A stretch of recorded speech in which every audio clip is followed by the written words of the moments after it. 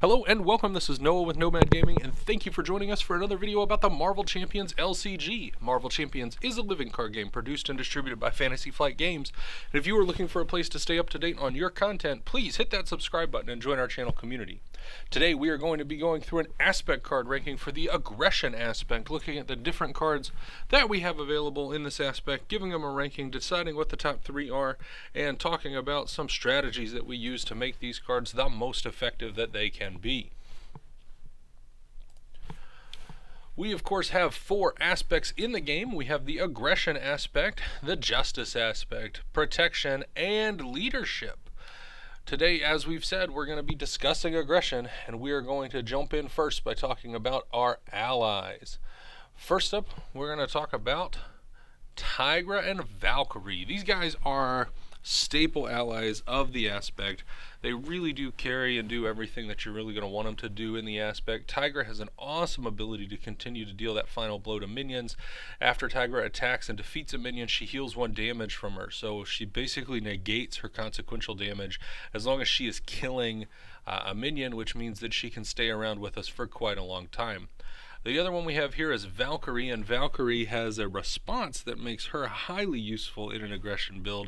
It says after Valkyrie enters play, deal 2 damage to a minion, and that's 3 damage instead if you paid using an energy resource. There are a lot of energy resources in the pool, and it's often pretty easy to accomplish that task, so a lot of time you're just throwing 3 damage around the table there, and then she's got 2 attack with 1 consequential damage as well, so she really does push out the pain like our other ally Tigra. Now, an honorable mention here for my top 3 allies is going to be Hulk.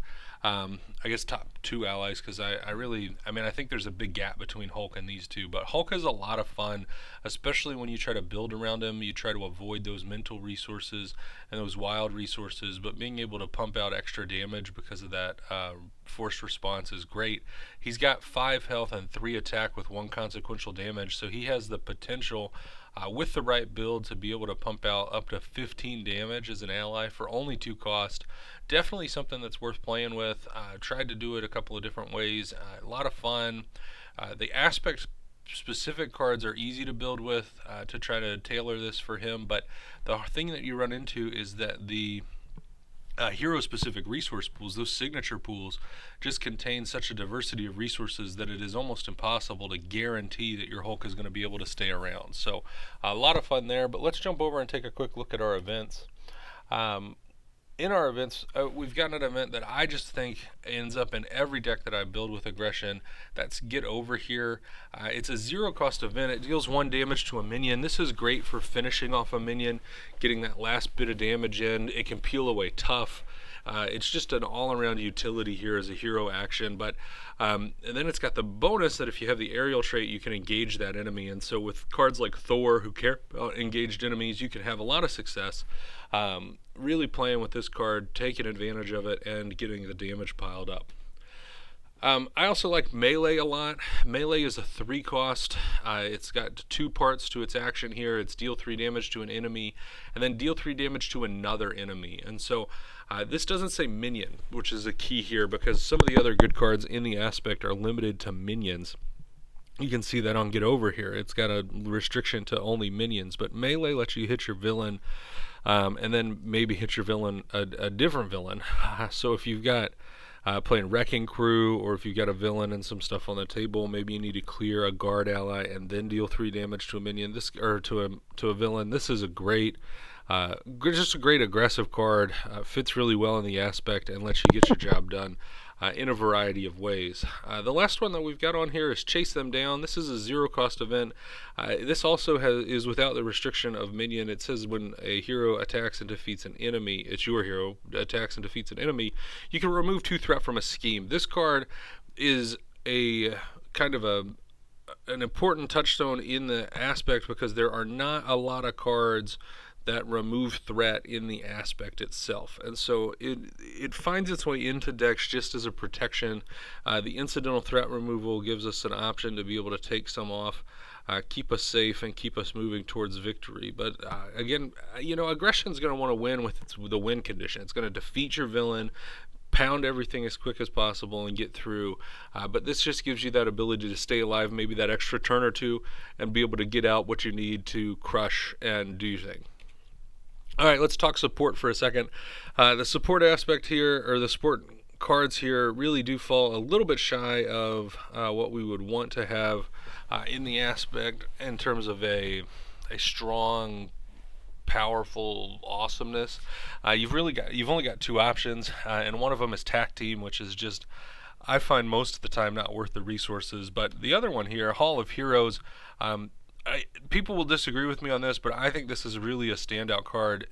You can only have a single copy of it in your deck, so it's hard to build around. But if you get this on the table in the right scenario with the right setup, and you start cranking out minion kills, you just get to pile the counters on here, and drawing the extra 3 cards in an aspect that is often going to take advantage of those cards to convert them straight to damage is just really important. So I think this is great. I think that we should play it.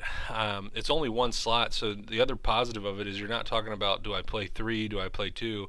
You're only going to play one of these. It's not going to hurt you to have it in the deck unless you're playing Hulk Ally, which you probably won't have this in the deck then. But if you're not playing Hulk Ally, get this in the deck. Let's do some damage, get some stuff done, and draw the cards. Finally, we've got upgrades. There's a couple different upgrades here to consider. The first one I really like is Enraged. This gives +2 attack and +1 consequential damage to an ally, max 1 per ally. And we have got some allies that really can take advantage of this. The 1 consequential damage additional means that most of the time this is going to cut our attacks in half, but the +2 attack value for that damage is a really great return on the cost here. And then if you put this on something like Tigra, +1 consequential damage means that now you're attacking for 4, but you're taking 1 consequential damage if you kill the minion, and so this can really add up and do great things. Some of the signature specific allies also take great advantage of this, so I really like this card, and it makes the cut for me in terms of a top upgrade from the aspect. The other one that I think is a surprise to folks here is going to be Combat Training. The +1 attack is pretty big value. Put it on the right hero, you can get multiple activations out of it, but even without the multiple activations, just having the +1 attack and the ability to thin your deck a little bit, get this out of your deck and onto the table. Putting one of these on a couple of different players could be a great key. But this card really finds a lot more utility than I think people give it credit for, so I've got it on the list here because I like it, and I think that you should consider it more often. Alright, that's going to bring us to our top 3 though. Let's break it down 3, 2, 1 as we've done before. In the 3 slot, we are going to go with Hall of Heroes. I think it's undervalued. I do think it's a top 3 card in the aspect. I think that when it's working, it works really, really well, and I don't think there's any downside for it, except for it's a single card slot. In number 2, we're going to go with Get Over Here. Like I said earlier, this is just a pure value card. It does everything that you want a card to do. It takes off status conditions, deals final points of damage. It has no cost. It can trigger all kinds of stuff. It is an attack though, so it could be retaliated on, but I like it. I play it a lot. It's got an energy resource icon, which comes in useful in some builds that we want to run it with. So I like it. It got number 2 here on our time.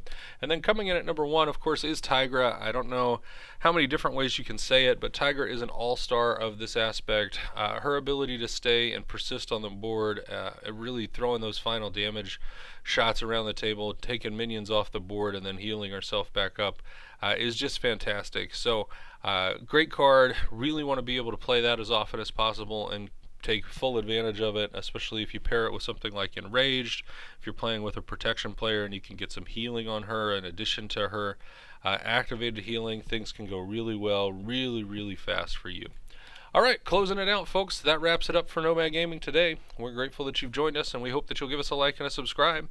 If you have comments, questions, or thoughts on how you would have ranked the aspect cards for aggression, give us a comment below. Let us know what you think. And until next time, folks, let's go game!